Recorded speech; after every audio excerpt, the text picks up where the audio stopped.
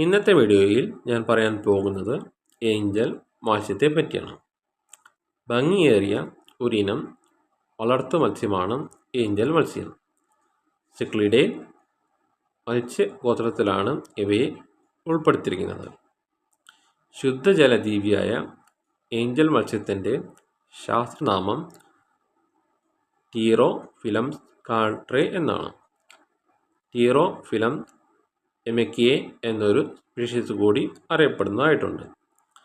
ഇവയുടെ വളർന്നു നീണ്ട പൃഷ്ഠ ഗുപ്തപാത്രങ്ങൾക്ക് മാലാഖയുടെ ചിറകിനോട് സാദൃശ്യമുള്ളതിനാലാണ് ഇവയ്ക്ക് ഏഞ്ചൽ മത്സ്യം എന്ന പേര് ലഭിച്ചത്. പരന്ന ശരീരമുള്ള ഈ മത്സ്യങ്ങൾക്ക് നീളത്തേക്കാൾ കൂടുതൽ പൊക്കമാണ് ഉള്ളത്.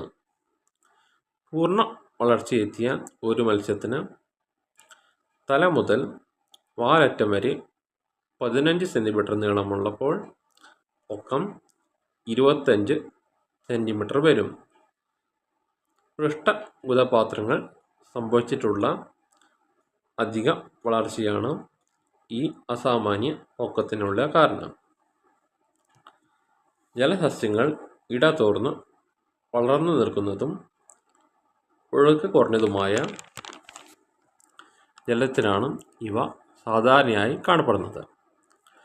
തിളങ്ങുന്ന വെള്ളിയുടെ നിറമുള്ള ഈ മത്സ്യങ്ങളുടെ ശരീരത്തിൽ പുറകെ കറുത്ത പട്ടകൾ കാണാറുണ്ട്.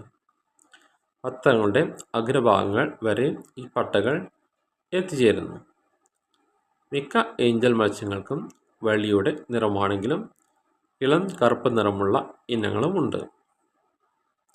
അപൂർവമായി വിളറിയ നീല നിറമുള്ളവയും ഇളമഞ്ഞ നിറമുള്ളവയും കണ്ടെത്തിയിട്ടുണ്ട്.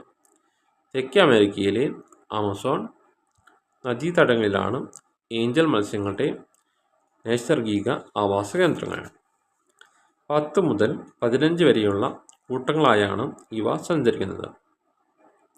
ആൺ പെൺ മത്സ്യങ്ങളെ അത്ര വേഗം തിരിച്ചറിയാൻ ആവില്ല. ജനനാംഗ പാപ്പിലുകളുടെ ആകാര വ്യത്യാസമാണ് ലിംഗഭേദം മനസ്സിലാക്കാനുള്ള പ്രധാന മാർഗം. ആൺ മത്സ്യങ്ങളുടെ ജനാംഗ പാപ്പില കൂർത്തതും പെൺ മത്സ്യങ്ങളുടേത് അല്പം തടിച്ചതും ആയിരിക്കും.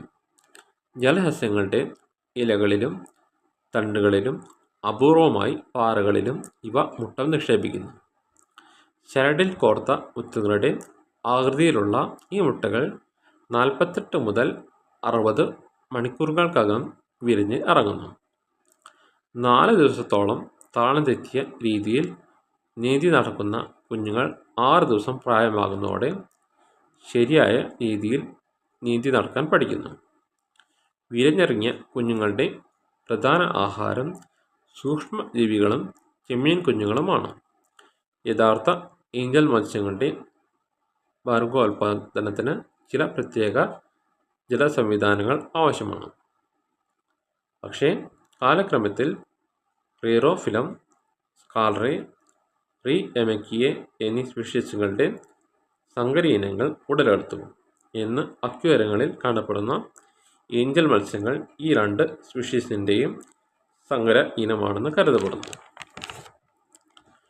മറ്റ് വളർത്തു മത്സ്യങ്ങൾക്ക് വേണ്ടതിനേക്കാൾ വലിയ അക്വേറിയങ്ങളും 75-80 ഡിഗ്രി ഫാരൻഹീറ്റ് താപനിലയിലുള്ള ജലവും ഇവയുടെ വളർച്ചയ്ക്ക് ആവശ്യമാണ്.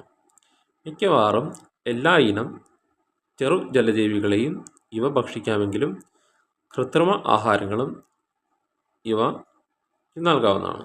ഭംഗിയേറിയ ഒരു വളർത്തു മത്സ്യമായ ഇവയെ ഭക്ഷ്യമത്സ്യമായി ഉപയോഗിക്കാറില്ല. കീറ്റാഡോഡിൻ്റെ മത്സ്യകുടുംബത്തിൽപ്പെട്ട നിരവധി ഇനസുകളും ഏഞ്ചൽ മത്സ്യങ്ങൾ എന്ന പേരിൽ അറിയപ്പെടുന്നുണ്ട്. ഉഷ്ണമേഖലയിലെ സമുദ്രങ്ങളിൽ കാണപ്പെടുന്ന ഇവയും കാഴ്ചയ്ക്ക് അതിമനോഹര മത്സ്യങ്ങളാണ്.